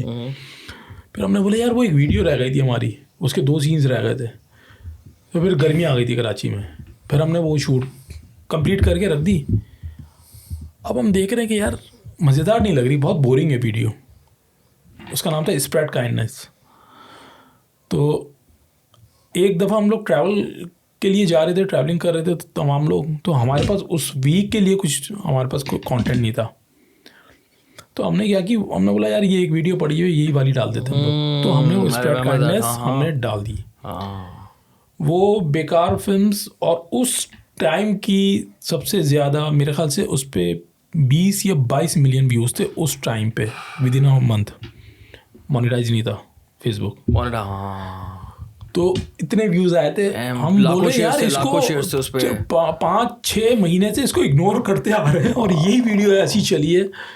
सो कभी कभार ऐसा भी होता है, और ये भी होता है सपोज करो कुछ आइडिया हम लेकर आए, एकदम से पता चला यार कराची वाइन्स ने बना ली वीडियो। कितनी बार होता था, बहुत दफा हुआ मेरे साथ तो बेकार इडियट्स ने, अरे यार द इडियट्स ने बना लिया। ये तो हमारी राइवलरी चलती रहती थी, द इडियट्स, और कौन पहले अटेम्प्ट करेगा, ये टॉपिक आया क्योंकि ये चल रहा मसला। एक तो हमारे होते थे ट्रेंडिंग टॉपिक्स ना, कोई क्रिकेट वाला टॉपिक आ गया, पता ये वो भी बना रहे होंगे छुप के, हम भी बना रहे होंगे, देखते हैं। जुम्मा आ रहा है, जुम्मा बेकार फिल्म्स का था। यस। तो ये जो है ना हमारा कंपटीशन एक चलता था और अच्छा था, क्योंकि ट्रेंडिंग पे एक अच्छी चीज़ दिखे तो अच्छी बात है। अब कोई पाकिस्तान की तरफ, अगर पाकिस्तान डिजिटल कंटेंट की तरफ देखता है तो उसको सिर्फ एक ही चीज़ नज़र आ रही है, वो है डेली व्लॉग्स। जबकि यहाँ पे और भी बहुत सारे कंटेंट्स हैं, हिस्ट्री को लेकर कंटेंट बन रहे हैं, बेतहाशा बन रहे हैं यार। तुम कोई भी कैरेक्टर उठाओ हिस्ट्री से, 400 साल पुराना, 600 साल पुराना, उस पर लिख दो। कोई ना कोई एक यूट्यूबर बैठा हुआ होगा पाकिस्तान में भी जो उसके ऊपर काम कर रहा है, हिस्ट्री के ऊपर। इसी तरह साइंस के ऊपर पाकिस्तान में भी काम हो रहा है, एजुकेशन पे, आप कुकिंग पे ले लो, बहुत सारे क्वालिटी के काम हो रहे हैं। बट जब बात होती है ना, तमाम लोग वहाँ जाके कमेंट्स करेंगे कि यार ये क्या काम कर रहे हो भाई, काम और भी है, तुम वहाँ तक जा ही नहीं रहे, तुम एक्सप्लोर ही नहीं कर रहे हो मार्केट को, तुम क्यों वहाँ पे जाके कमेंट भी करना है, देखना भी है। भाई वो कर रहे, करने दो, ख़त्म। दूसरे जो स्पेस में इतना सारा काम हुआ है, पॉडकास्ट इतने हुए हैं, कोई नहीं देखता है। इरफान मूरो अभी भी एक डालते हैं वीडियो, यूहानो इतने ज़बरदस्त व्लॉग्स डाल रहा है, क्यों उसके व्लॉग्स मिलियंस में नहीं जा रहे? इतने अच्छे परफेक्ट शूट हुए हुए व्लॉग्स हैं। अभी चाइना का व्लॉग देखा मैंने, उसका बड़ा ज़बरदस्त था, क्यों व्यूज़ नहीं आ रहे?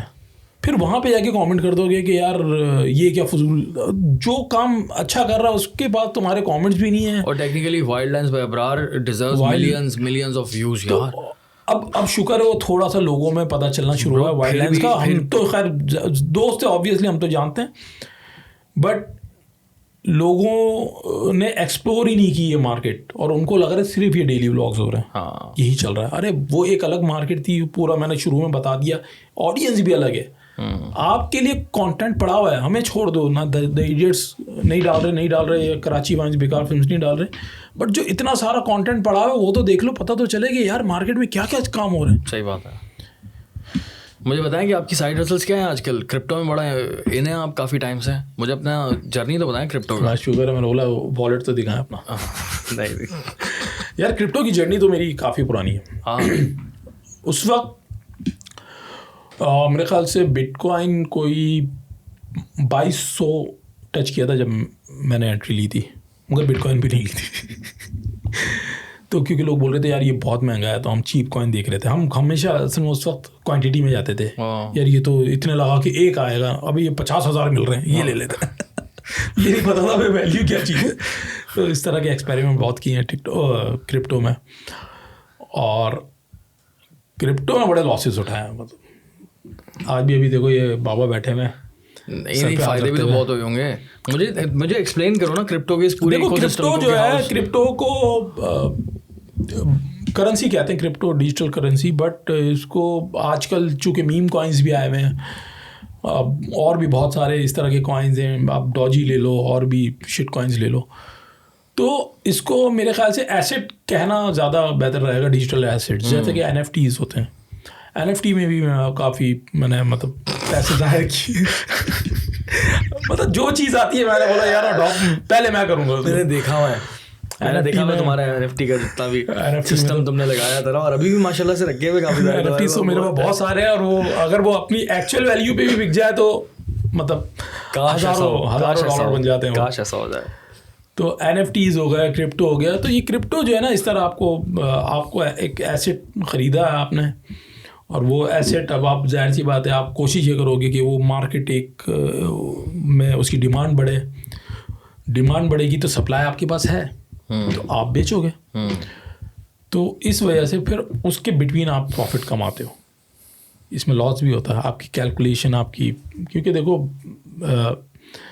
कोई शख्स जिसके पास $100 मिलियन हैं, $50 मिलियन हैं, $10 मिलियन हैं, वो किसी भी कॉइन को बर्बाद कर सकता है, वो किसी भी कॉइन को आबाद कर सकता है। अच्छा, ये सीन है।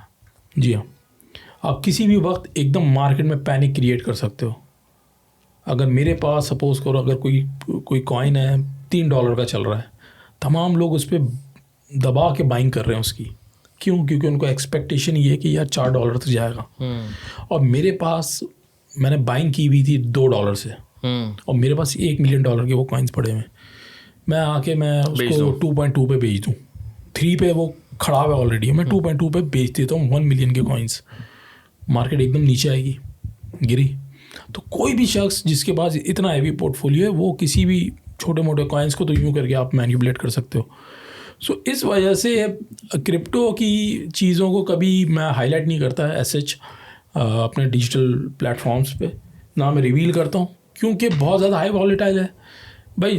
और फाइनेंशियल एडवाइस नहीं है भाई, फाइनेंशियल एडवाइस बिल्कुल नहीं। अगर आपका पैसा मुझसे बन रहा है ना, तो आप 1-2 दफ़ा थैंक यू कहोगे। आपका अगर खुदा ना खास्ता $1000 का प्रॉफिट करवाया मैंने, ठीक है, $100 का नुकसान हो गया मेरे कहने पे, फिर वो पूरी ज़िंदगी भर उनको याद रहेगा। तो इस वजह से ये चीज़ों से डरता हूँ मैं कि यार मशवरा। अब बहुत दफ़ा होता है कि जैसे कि अभी की जो मार्केट चल रही है, हर कोई यहाँ पे मतलब ट्रम्प की तरफ देख रहा था, उसकी इनॉग्रेशन होगी और मार्केट बूस्ट कर जाएगी। भाई वो बंदा जीनियस है, उसके पीछे बैठे हुए टीम है, उन्होंने 3 दिन पहले अपना ही कॉइन लॉन्च कर दिया। वो लिटरली मैं 5:30 बजे सोया हूँ, 6 बजे उनका कॉइन लॉन्च हुआ है, 7:30 बजे ये पता चल गया आवाम को कि ये ऑफिशियल कॉइन है। क्योंकि कॉइन तो आ गया था। ये कैसे पता चलता है ऑफिशियल? अनाउंसमेंट ट्रम्प ने खुद ट्वीट किया। तो उससे पहले तक वो अगर ब्लॉकचेन पे वो एक सोलाना पे एक कॉइन नजर आ रहा है, तो मैं भी नहीं खरीदूंगा कभी भी। मैं बोलूँ यार ये फेक ना हो, फेक है। वो पता चला मैंने $100 ही लगा दिए, वो 100 0 हो गए। और कितने का था वो कॉइन? तो वो कॉइन आई थिंक 0.1 या $0.18 का था वो कॉइन, जब तक लोगों को पता नहीं चला। तो वो कॉइन 1 घंटे के अंदर उसने 1 बिलियन का मार्केट कैप किया है, 1 बिलियन की सप्लाई कॉइन की है। वो कितनी तेज़ी से $1 पे गया, और बहुत सारे लोगों को तब पता चला, और वो लोगों ने बाइंग की दबा के उस वक्त भी। अब जिन्होंने वो 6-7 बजे की, 6 से 7:30 बजे की विंडो में जिन्होंने बाइंग की, वो $10,000 $5,000 3 घंटे के अंदर वो तकरीबन कोई $1 मिलियन 1.2 मिलियन उन्होंने निकाले हैं। वो कॉइन इतना बढ़ गया था ट्रम्प के एक मतलब कुछ $1,000 लगाकर मिलियनियर बन गए लोग। मेरे ख्याल से अभी ये जो जब ट्रम्प कॉइन लॉन्च हुआ सबसे तेज़ी से इतने ज़्यादा मिलियनर कभी नहीं बने होंगे जो, और मैं उनकी बात कर रहा हूँ जो जिनके पास पोर्टफोलियो ही $5,000 का था, वो मिलियनर बने। More than 500 people holders, God, दबा के पैसे बंदा मिलियनर बन गया जिनके पास। अच्छा, अब ये मिलियनर वो लोग हैं जिन्होंने $5,000 या $10,000 पे बाइंग की थी, और जब वो $30 के करीब पहुंच गया और बेचा है। बहुत सारे लोग हैं, तो आपका मिलियन या $2 मिलियन बन गया था लोगों का। ये $5,000 से $10,000 वाली की बात कर रहा हूँ। और जिन्होंने एक दिन और वेट किया, उनका वो पैसा और डबल हो गया, क्योंकि दूसरे दिन वो 70 पे खड़ा गया, 70s में चला गया। तो ये है क्रिप्टो मार्केट। अब 70 पे जब गया तो अब हर दूसरे इंसान को ट्रम्प कॉइन का मालूम है। जब भी कोई मार्केट में कुछ इस तरह का बुल रन होता है तो हर बच्चे को पता चल जाता है क्रिप्टो कुछ चीज़ है। तो बहुत सारे लोग उस वक्त कूदे और ट्रम्प कॉइन बाय किए हुए 70 पे। अभी वो 38 35 गिरा हुआ है। ऑब्वियसली वो, क्योंकि उसके बाद उसकी क्रेडिबिलिटी क्यों थोड़ी सी कम हुई, उसके दूसरे दिन ही उसकी वाइफ का कॉइन भी लॉन्च हो गया, उसने वो भी रिट्वीट किया। तो जो लोग ऑलरेडी ट्रम्प में फंसे हुए थे, उन्होंने बोला यार फ़ौरन से अर्ली एंट्री लेते हैं उसके अंदर, उससे कमा लेंगे, और कमाया लोगों ने। वो 2x हुआ बस, वो हुआ 2x।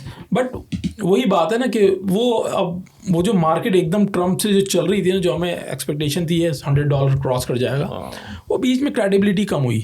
खैर, पूरी दुनिया को वेट था कि इनॉग्रेशन होगी और फिर बुल रन आएगा और मार्केट ग्रीन होंगी और 2x 3x 4x हर किसी ने बाइंग की हुई है, हम लोगों ने भी बाइंग की हुई है। इनॉग्रेशन में उसने कुछ क्रिप्टो के बारे में नहीं बात की, सारी चीज़ों के बारे में बात की, जबकि मार्केट फिर से डंप हो गई। मतलब ऑलरेडी मार्केट एक रैट पे खड़ी हुई है 10 से 15% पे। जब कुछ इस तरह की बात नहीं हुई और लोगों ने बोला यार इसने कुछ नहीं बोला इस तरह, मार्केट और डंप हुई। और पीछे से फिर ट्रम्प भाई की कंपनी जो है ना बाइंग कर रही है दबा के $मिलियंस की।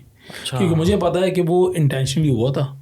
अभी वो बीच में उनको जब उनके पॉकेट्स भर जाएंगी, उनका जब कोटा हो जाएगा, क्योंकि देखो अमेरिका में ऑफिशियल करेंसी बनाएंगे इसको, ये क्रिप्टो को, तो उसके लिए आपके पास एसेट्स भी तो होने चाहिए ना। अब एसेट्स क्या है, हर रिटेलर के पास है, तुम्हारे पास होंगे, कुछ इसके पास है। अब वो रिटेलर से कैसे जान छोड़ाएं? रिटेलर भागता है जब मार्केट ब्लीड होती है। जब मार्केट होती है रेड, लोग पैनिक फोमो में बेचना शुरू कर देते हैं। वेल्स होते हैं वो नहीं बेचते, ये छोटे वाले ये बेचना शुरू करते हैं, पागल हो जाते हैं। तो जब वो बेचेंगे मार्केट गिरेगी, फिर पीछे से वो बड़े अब्बू आएंगे और वो पूरा ले जाएंगे, मार्केट से जूस निकालेंगे। बिल्कुल बढ़ेगी ये, मतलब इससे ज़्यादा अच्छा और मौका नहीं है। जब आप एक्सपेक्ट कर रहे थे कि 2025 में कोई लाख क्रॉस करेगा, बिटकॉइन ने पहले ही कर लिया। उससे पहले उसने दिखा दिया ये लो 1,07,000 पे खड़ा हो जाता हूँ मैं। तो कुछ नहीं पता कि कितने नए लोग उस वक्त एंट्री ले रहे हैं मार्केट में, उनकी क्या थॉट्स हैं, कितनी कंपनीज अडॉप्ट कर रही हैं बिटकॉइंस के, कितनी कंट्रीज़ जो ना उसको लीगल करने वाली हैं, आपको नहीं पता। अभी हमने कैलकुलेट किया हुआ है यार बिटकॉइन 2 लाख तक जाएगा 2025 में। पता चला कोई एक कंट्री कहती है कि भाई मैं जो ना इसको पूरे लीगल कर रहा हूँ और इन्वेस्टमेंट भी करते हैं बिटकॉइंस पे। तो जब भी आप इन्वेस्टमेंट करोगे तो आप ऊपर से बाय करोगे, आपको ज़्यादा सप्लाई चाहिए ना। सही बात है। लोगों ने तो वो एक कंट्री आके उसको पूरा कॉइन की वैल्यू कहाँ से कहाँ लेके जा सकती है। सो कोई भी चीज़ें कैलकुलेटेड नहीं होती यहाँ पे, कुछ भी हो सकता है। न्यूज़ आपने देखते रहना है, रिसर्च, न्यूज़ और ट्विटर, ये 3 जगहों पे आपने जो ना बैठे रहना है कि भाई कब कुछ हो जाए, आपको कहाँ एग्जिट लेना है। बात ये नहीं है कि वही बात है ना कि कितना आपको कहाँ तक कमाना है, ये आपको पता होना चाहिए कि एग्जिट कहाँ पे लेना है, कि यहाँ पे एग्जिट लेना, फिर उसकी बात आपने देखना नहीं है मार्केट की तरफ। और वही बात ना कि कोई भी आपके एसेट से कभी मोहब्बत नहीं करो। आपके चाहे वो क्रिप्टो हो, शेयर्स हो, मोहब्बत नहीं करनी है आपको। लोग होते हैं ना 10 साल तक एक ही कंपनी की शेयर्स लिए हैं। क्यों लिए हैं भाई? और दूसरी जगह से अपॉर्चुनिटी आपके पास निकल गई, वो बेच के 10 जगह पे घुस जाते हैं। नहीं, वो मोहब्बत है। इसी तरह कॉइन्स में भी है। एक बंदा अभी मैंने देखा यार, उसकी बाइंग हुई थी कोई मेरे ख्याल से 0.05 पे डॉजी उसने अच्छे खासे बाई किए हुए थे। अभी उसकी वैल्यू चल रही थी कोई 0.39। मैंने बोला बेचो, बोला नहीं यार ये वहाँ तक जाएगा। मैंने बोला वो तो चले आएगा, अभी बेचो क्योंकि नीचे आएगा। और वो यही हुआ, वो नीचे आया तो भाई तू और कॉइन्स आ जाते तेरे पास, तो बेचो भाई, बेचना, बैठे हुए किस लिए हो, रखा हुआ क्यों है ये? तो मोहब्बत नहीं करनी भाई, जहाँ आपको फायदा लग रहा है एग्जिट लो। बेहतरीन। हमने बड़े नुकसान उठाए, नुकसान उठाने के बाद कह रहा हूँ, मैं ऐसे नहीं कह रहा हूँ, मैं नुकसान करने के बाद कह रहा हूँ ये आपको, मतलब ये हरकतें कर चुका हूँ। क्रिप्टो इज गुड यार देखो, बहुत सारी चीज़ें आपको शुरू में जब चीज़ें इन्वेंशन आ रही होती है ना, तो आपको मसले लगते हैं। जैसे कि कराची में जब बर्गर आया था तो हर कोई कहता था कि इसके अंदर सूअर का गोश्त होता है, क्योंकि बर्गर में सूअर का ही गोश्त डलता है। तो वो बेचारे यहाँ वाले बर्गर, वो बोले अबे हम तो यहाँ से भैंस कॉलोनी से लेकर आ रहे हैं गोश्त, तुम ये कहाँ हमें लगा रहे हो?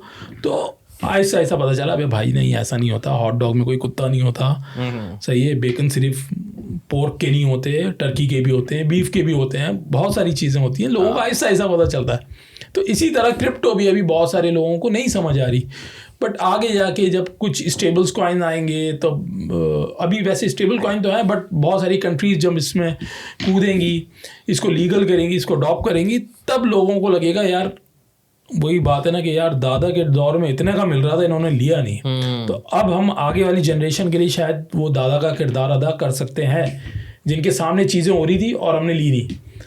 यार डॉजी कॉइन उस वक्त जो है ना $0.50 का था, आप देखो। तो ये वाली बात जो है ना आगे जाके होने वाली है, मुझे लग रहा है। बेहतरीन भाई, ज़बरदस्त है। Crypto is important. किंग कर लेगा। मुझे ये बताएं कि आपका प्लान क्या है, कराची में ही रहना है या फिर बाकी दोस्तों की तरह छोड़ना है कराची? यार कराची में रहना, मगर कराची रहने नहीं दे रहा है, मसला ये है। हम तो रहना चाह रहे हैं। कराची में क्या मसला चल रहा है भाई? कराची में क्या मसले नहीं चल रहे हैं यार, ये बताओ आप। सबसे मेन जो चीज़, जब आप किसी एक पोजीशन पे आ जाते हो ना, तो आप बहुत सारे पर्क्स एक्सपेक्ट करते हो अपनी स्टेट से कि यार मैं तो इस पोजीशन पे हूँ, या मैं ये कर रहा हूँ, या मैं इतना कमा रहा हूँ और इतना टैक्स दे रहा हूँ, तो मुझे इन रिटर्न मिल क्या रहा है। एक 10 मिलियन टैक्स देने वाले है और एक टैक्स चोर, कि दोनों की सड़क की लाइफ सेम है। आपको भी वही सड़क मिली हुई है, उसको भी वही सड़क मिली हुई है। गवर्नमेंट हॉस्पिटल उसके लिए भी वही है, आपके लिए भी वही है, कोई उसके अंदर फैसिलिटीज़ नहीं है। तो इससे बेहतर बंदा बोलता है कि यार दो ही नाम है कुछ चीज़ें। तो आपका लाइफस्टाइल बड़ा, इस टाइम पे आप बड़ी नीड होती है आपको लाइफस्टाइल, आपको एक मिले, एक अच्छा लाइफस्टाइल मिले, जो कि यहाँ पे मिल नहीं पा रहा। यहाँ पे लाइफस्टाइल बाउंड्री के अंदर ही है, जो भी है। सोसाइटीज़ बन रही है, बाउंड्री वॉल्स बनी हुई है, उसके अंदर जितना आपने करना है, वॉक करनी है, ये करना है, वो करना है, कर लो। बाहर निकले तो एक वॉक आपको 3-4 लाख रुपए की पड़ती है 1 किलोमीटर की। मोबाइल गया ख़त्म, 1 किलोमीटर की वॉक में गया, अब कर लो कुछ करना है। तो सिक्योरिटी सबसे बड़ा है, प्लस इंफ्रास्ट्रक्चर। चूँकि हम लोगों ने एक बेटर कराची देख लिया है ऑलरेडी। अगर हम ऐसे ही चल रहा होता और ये बीच में ये पार्ट नहीं आता, ये मुशर्रफ और MQM वाला पार्ट नहीं आता, तो शायद हमें वो जो सिटी हुकूमत, सिटी गवर्नमेंट आई थी, उसको वो अगर नहीं आता तो शायद हमें ऐसी रहने की आदत होती। भाई हमें अब थोड़ा सा एक्सपोजर मिल गया, हमें एक अच्छी चीज़ मिल गई, हमें अच्छी सड़कें मिली, हमें रोड साफ़ सुथरे मिले थे, ऐसा नहीं है कि नहीं मिले, हमने देख लिया, साफ सुथरी, हमने रात को धुलते हुए देख लिया। लोग 90s में कहते थे ना धुलती थी सड़कें, हमने भी देख ली थी इत्तेफाक से, और रात को सिटी गवर्नमेंट वाले जो ना धो रहे हैं। तो ये तमाम चीज़ें देख ली हैं। तो अब उससे अगर कंपैरिजन करें ना, तो हम आगे नहीं गए, हम पीछे गए।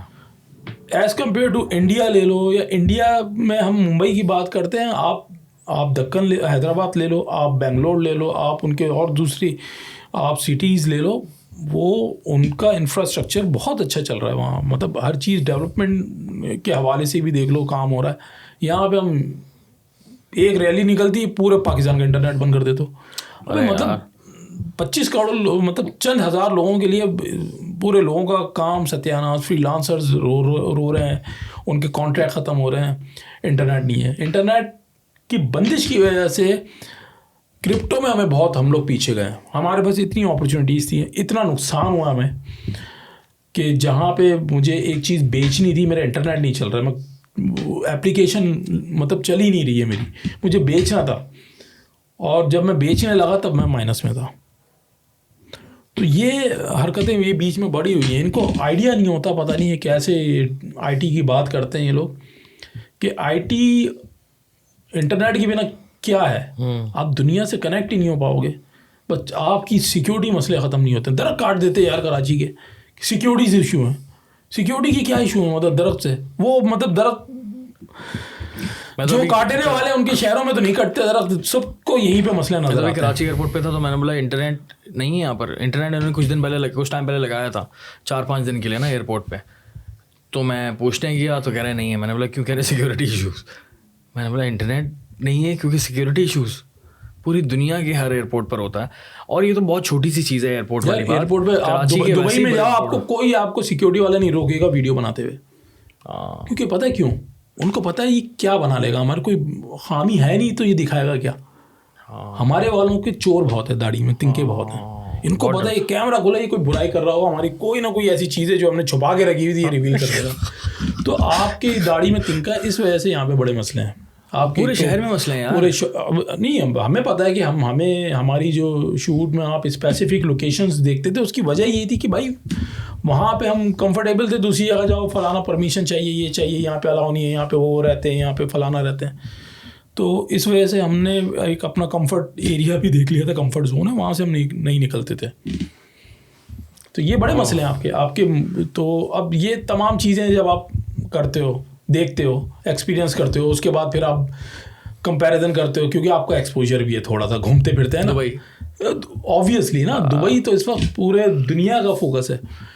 तो जब आप एक्सपीरियंस करते हो तो आप बोलते हो यार दिल ही नहीं चाह रहा है, क्योंकि देखो सबसे खूबसूरत एयरपोर्ट दुनिया का कराची एयरपोर्ट है। जिस वक्त आप वहाँ से जाते हो, डिपार्चर नहीं, सबसे खूबसूरत लगता है जिस वक्त आप जा रहे हो, मगर उतना ही बुरा लगता है जिस वक्त आप आ रहे हो। क्यों? खुशी क्यों नहीं होती वो पीली लाइट देख के? तो भाई ये हर इंसान को एक अच्छा लाइफस्टाइल चाहिए। वो लाइफस्टाइल के लिए लोग बाहर मूव हो रहे हैं। लोगों को 4 इन्फ्लुएंसर तो दिख जाते हैं कि यार ये लोग मूव हो गए। आपको 3.5 लाख आपकी फुप्पा, खालू, ताया, वो लोग जा रहे हैं, वो नज़र नहीं आ रहे। उनसे नहीं पूछ रहे हो कि भाई ये पाकिस्तान ने आपको सब कुछ दिया, आपने क्या दिया। मतलब उनसे भी पूछ लो ना यार। 4 इन्फ्लुएंसर से बात करते हैं, ये तो बेकार बात है। लेकिन हिजरत में बरकत है। हाँ, हिजरत करनी चाहिए यार, आई थिंक ज़रूरी है भाई। देखो लोग यही कहते हैं ना कि भाई फलाना आप मुल्क छोड़ के आ रहे हो, ये कोई कॉन्ट्रैक्ट किसी का भी नहीं है कि नहीं छोड़ के जा सकते। अंटिल आपने कोई करप्शन की होगी तो आपका ECL में नाम है, तब आप छोड़ के नहीं जा सकते। और दूसरा, पूरी दुनिया किसने बनाई है? हमारा क्या बिलीव है? बेशक अल्लाह ने बनाई है। तो कैसे मैं कंपैरिजन कर सकता हूँ कि वो बुरी जगह होगी, ये अच्छी जगह है? मैं नहीं। लोग अक्सर कंपैरिजन करते हैं, यार हमारा स्वाद स्विट्ज़रलैंड से बेटर है। कैसे बेटर हो गया भाई? वो भी अल्लाह ताला नहीं बनाया, तो वो भी उसमें भी उसूल डाला हुआ है। हाँ, एडमिनिस्ट्रेशन की बात करो ना, फिर बताते हैं कि कौन सा पाकिस्तान कौन से बेटर है। सही बात है। तो ये तो मुझे तो भाई पूरी अल्लाह की दुनिया है और हम अल्लाह के मानने वाले हैं, तो पूरी दुनिया हमारी है। और पता है एक और सबसे बड़ा मसला ये है कि जो मुझे इस वक्त लगता है ना, बैक इन 2019 मैं बहुत शोर करता था कराची के लिए ना, बहुत ज़्यादा मेरी कोशिश थी कि यार एक्टिविस्ट बनाऊँ, और हर चीज़ को हाईलाइट, मतलब हर चीज़ दुख देती थी, आज भी देती है कि कुछ भी, मतलब इवन दो कराची में जो ट्रैफिक हादसे होते हैं ना, वो बहुत बड़ा मेरे लिए प्रॉब्लम है। सबसे ज़्यादा वाटर नहीं होना चाहिए। हर चीज़, बड़े जो हमारे यहाँ, आप लाहौर जाओ, इस्लामाबाद जाओ, तो आपको कंटेनर्स नहीं देखेंगे। लाहौर में आपको कंटेनर्स नहीं देखेंगे। यहाँ पर आपको शहर के अंदर कंटेनर्स दिख रहे होते हैं। शहर के अंदर समंदर है ना, बहुत छोटी, शहर के अंदर आ जाते हैं कंटेनर्स। भाई चाइना में आप शंघाई जाओ, दुनिया की सबसे बड़ी एक्सपोर्ट वहाँ पर है। उन्होंने पूरा रूट अलग बनाया हुआ है ना, हैवी ट्रैफिक का। ब्रो, इस्लामाबाद में तो हर सड़क पे आए हुए कंटेनर यार। आप कराची की नॉट दैट वे, मतलब ये कंटेनर जो है आपकी बात है यार, जब आपका हैवी ट्रैफिक की कोई टाइमिंग नहीं होगी और एक नोट दे के वो निकल जाता है, वो क्लियर हो जाता है, उसको पता है कि वो इस रूट के लिए मुझे कितना कैश रखना है, वो क्लियर हो जाता है। तो ये चीज़ें एक्सीडेंट पे करती है, बाइक्स वालों के एक्सीडेंट होते हैं। मेट्रोपॉलिटन सिटी है भाई, यहाँ तो रश भी मिलेगा, रिक्शे में भी लोग जाएंगे, बाइक पे भी आएंगे, पैदल भी जाएंगे। और फिर उसके बाद फिर आते हैं दिन। अच्छा, ये तो हैवी ट्रैफिक की अब बात करते हो ना, कंटेनर्स की। ये वाटर टैंकर के बहुत छोटे होते हैं, ये किसी को रूम देते हैं, इनको नज़र भी नहीं आता कि नीचे बाइक वाला पिस गया है, ख़त्म, किसी का बच्चा गया। मेरा एक कज़न का मेरा ऐसी अभी रिसेंटली इंतकाल हुआ है। तो एक वाटर टैंकर ने कि बकौल आई विटनेस के रेसिंग में उसकी जो ना डेथ हो गई, और वो उसके जॉब का वो अपॉइंटमेंट लेटर लेने जा रहा था, उसकी जॉब हुई थी। अरे यार। अब मंडे से समझो ज्वाइन करना था, तो सैटरडे को वो चले गया, एक्साइटमेंट में गया और मैयत आई है घर पे, तो जवान बेटा गया। वाटर टैंकर्स, अच्छा जो माफिया है, अब आप इनके बॉसेस को, अब लोग कहते हैं कि यार आवाज़ उठाते हैं इसको पकड़ो, मालिक को पकड़ोगी नहीं, मालिक पूरी अपना पूरा मलबा वो बोलेगा यार ड्राइवर ने मारा है, मैंने तो नहीं मारा।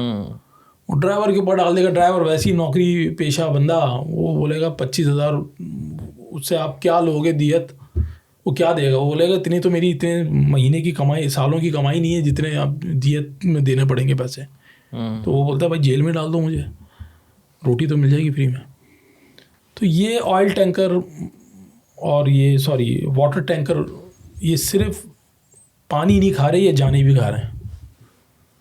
बड़ा मसला है।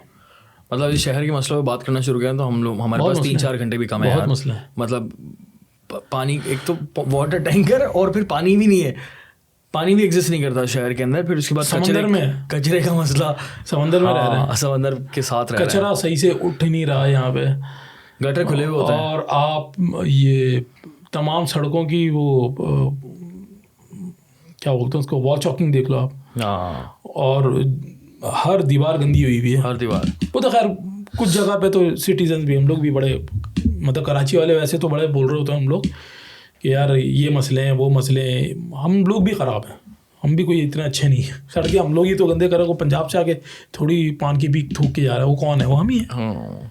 तो जब बाहर वाला आता है तो वो बोलता है अच्छा यहाँ ये वो सिटी है जिसमें रिलैक्स होकर रहना है, तो वो आगे भी वैसी हरकतें करेगा जो हम बोलते हैं ना यार बाहर से आके कचरा फेंक के जा रहा है तू, क्योंकि आपने उसको वो मौका दिया, आपने शहर को साफ नहीं रखा, आपने ऑन नहीं किया।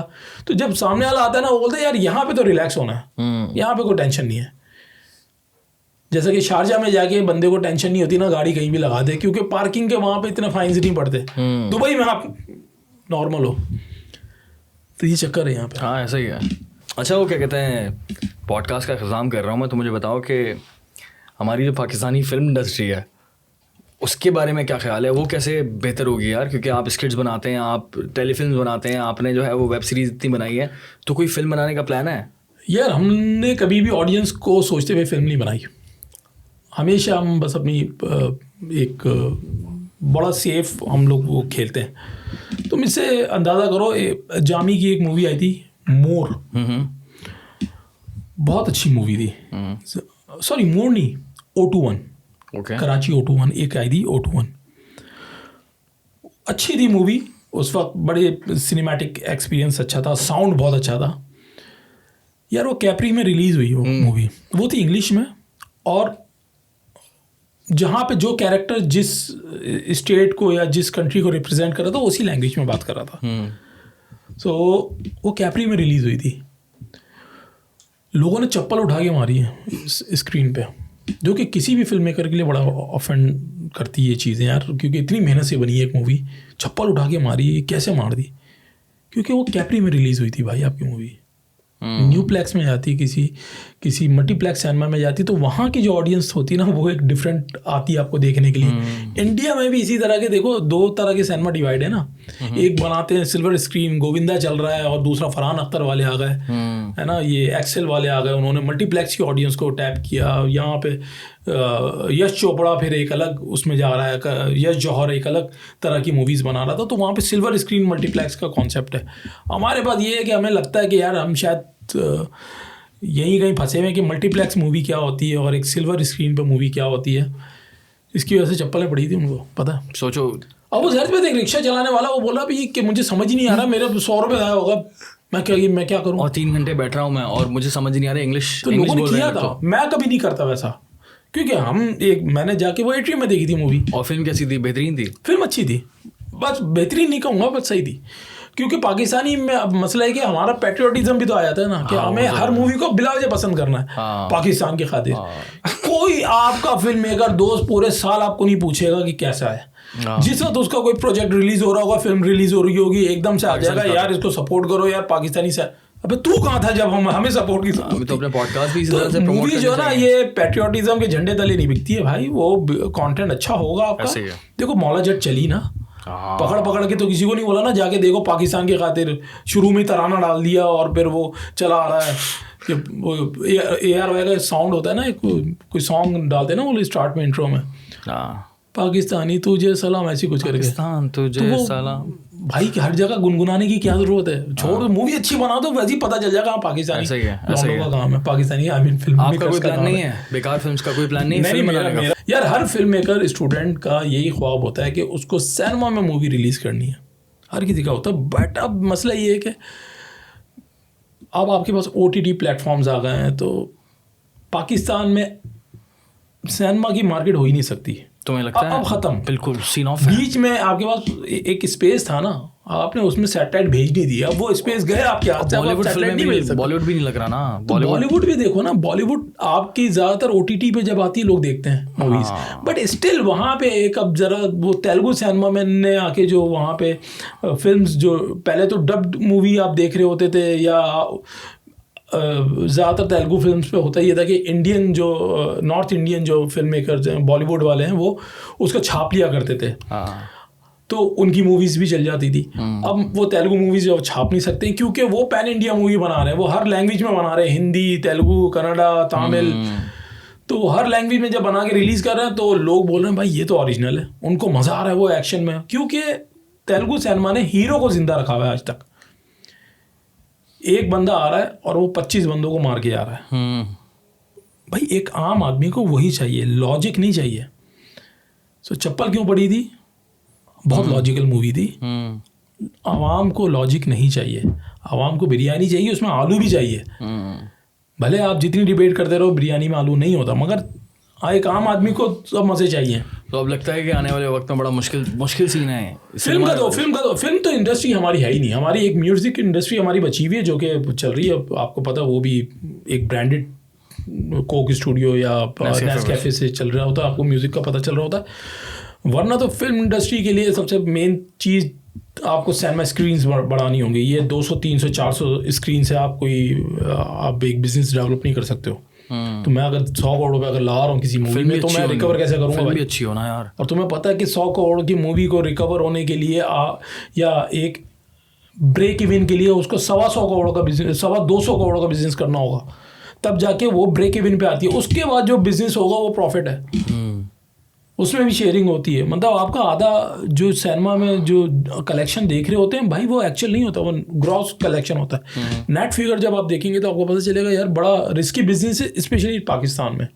आपके पास स्क्रीन्स नहीं है, आपके पास लोगों का शौक ख़त्म हो गया है। लोगों को जो आप इतने लंबे लंबे हम गैप देते हैं मूवी में, साल में 1 दफ़ा आ रही है, 2 दफ़ा आ रही है मूवी, इसकी वजह से लोगों को आदत अब मोबाइल पे देखने की या नेटफ्लिक्स पे देखने की हो गई है। और बहुत सारे इस तरह की एप्लीकेशन हैं, हर तरह की मतलब आपको डेटा मिल रहा है। जो एप्लीकेशन यहाँ पे बैन है उनका भी आपको एक्सेस मिल जाता है। आप वेब सीरीज देख रहे हो, जब इतना कंटेंट ऑलरेडी कंज्यूम कर रहे हैं इतनी हाई क्वालिटी का, वो क्यों बिला वजह अपने घर से उठें जाएं फैमिली को लेके, पॉपकॉर्न टिकट से ज़्यादा महंगा पॉपकॉर्न है वो ख़रीदें और फिर आपकी मूवी देखें। तो ये जो गैप था ना, ये फिल करने का था, हमने इसको जाने दिया। तो फिल्म का मुझे तो कोई स्कोप नहीं नज़र आता है। ये थी मेरी बात।